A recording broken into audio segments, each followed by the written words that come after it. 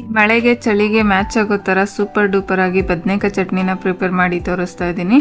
ಇದನ್ನು ಬದನೆಕಾಯಿ ಇಷ್ಟಪಡ್ದಿರೋ ಸಾಂಬಾರಲ್ಲಿ ಸೈಡ್ಗೆ ಎತ್ತಾಕೋರು ಸಹ ಇಷ್ಟಪಟ್ಟು ತಿಂತಾರೆ. ಅಷ್ಟೊಂದು ಖಾರವಾಗಿ ವೆದರ್ಗೆ ಮ್ಯಾಚ್ ಆಗೋ ಥರ ತುಂಬಾ ಟೇಸ್ಟಿಯಾಗಿರುತ್ತೆ.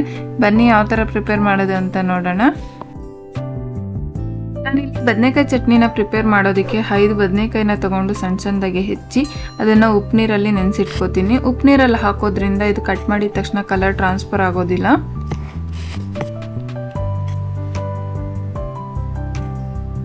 ಈ ಥರ ಹೆಚ್ಚಿದಾದ್ಮೇಲೆ ಇದನ್ನು ಉಪ್ಪು ನೀರಿಗೆ ಹಾಕಿ ಇಟ್ಕೋತಾ ಇದ್ದೀನಿ.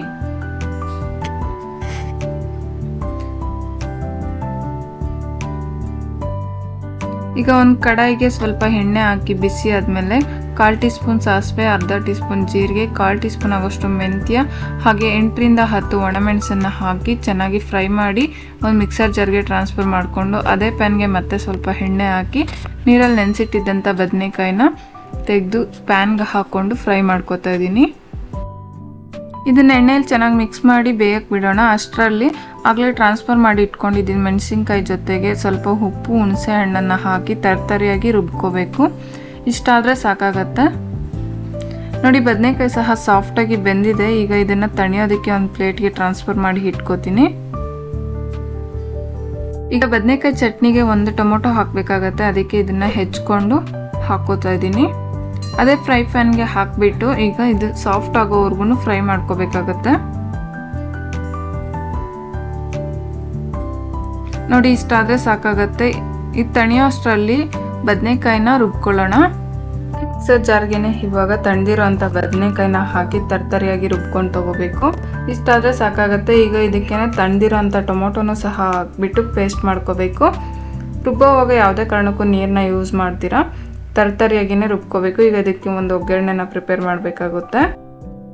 ಒಗ್ಗರಣೆಗೆ ಒಂದು ಈರುಳ್ಳಿ ಬೇಕಾಗತ್ತೆ. ಅದಕ್ಕೆ ಈ ಥರ ಸಣ್ಣದಾಗಿ ಹೆಚ್ಚಿ ಇಟ್ಕೋತಾ ಇದ್ದೀನಿ. ನಾನಿಲ್ಲಿ ಮೀಡಿಯಮ್ ಸೈಜ್ ಈರುಳ್ಳಿನ ಕಟ್ ಮಾಡಿ ಹಾಕ್ಕೋತಾ ಇದ್ದೀನಿ. ಈಗ ಒಂದು ಫ್ರೈ ಪ್ಯಾನ್ಗೆ ಸ್ವಲ್ಪ ಎಣ್ಣೆ ಹಾಕಿ ಬಿಸಿ ಆದಮೇಲೆ ಸಾಸಿವೆ, ಜೀರಿಗೆ, ಕಡಲೆಬೇಳೆ ಹಾಗೆ ಸ್ವಲ್ಪ ಉದ್ದಿನ ಬೇಳೆನ ಹಾಕಿ ರೋಸ್ಟ್ ಮಾಡ್ಕೋಬೇಕಾಗತ್ತೆ. ಇದಿಷ್ಟು ರೋಸ್ಟ್ ಆಗಿದ್ದಾದಮೇಲೆ ಅದಕ್ಕೆ ಜಜ್ಜಿರೋ ಬೆಳ್ಳುಳ್ಳಿ, ಒಣಮೆಣಸು, ಕರಿಬೇವನ್ನ ಹಾಕಿ ಲೈಟ್ ಫ್ರೈ ಮಾಡಿಬಿಟ್ಟು ರುಬ್ಕೊಂಡಿರೋ ಅಂಥ ಬದನೆಕಾಯಿ ಪೇಸ್ಟನ್ನು ಹಾಕಿಬಿಟ್ಟು ಚೆನ್ನಾಗಿ ಮಿಕ್ಸ್ ಮಾಡಬೇಕು.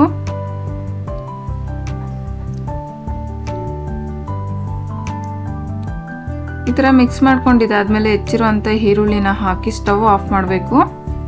ಇದನ್ನು ಚೆನ್ನಾಗಿ ಕೈ ಆಡ್ಕೊಂಡ್ರೆ ರುಚಿಯಾದ ಖಾರವಾದ ಬದನೆಕಾಯಿ ಚಟ್ನಿ ರೆಡಿ.